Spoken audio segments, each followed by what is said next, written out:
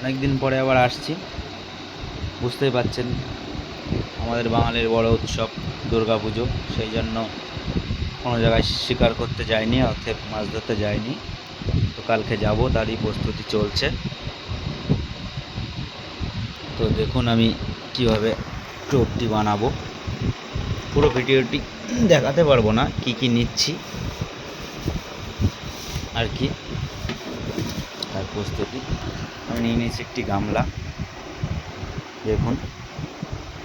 তো সর্বপ্রথম দেখাই, এই যে আমার কিছু গোপনীয় টিপস, কিছু জিনিস ভেজানো আছে, যদিও রাত্রে করছি তো ভিডিওটি, ঠিক আছে। তারপরে নিয়ে নিয়েছি কিছু বাটার বিস্কুটের গুঁড়ো, নিয়েছি রসগোল্লা এবং একটু মিষ্টির রস বেশি আছে,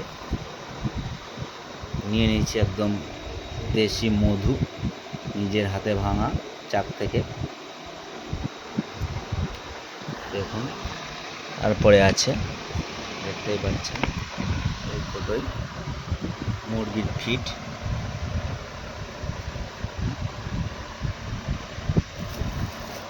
তারপর আছে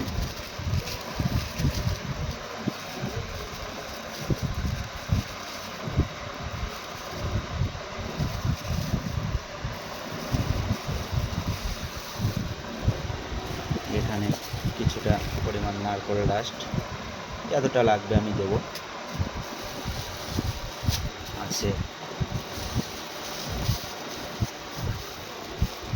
কিছু গুঁড়ো মশলা তৈরি করা, ব্যাস। এখানে আছে নিজের হাতে চালের গুঁড়ি, কীভাবে তৈরি করতে হয় সেগুলো পরের ভিডিওতে আমি জানিয়ে দেবো।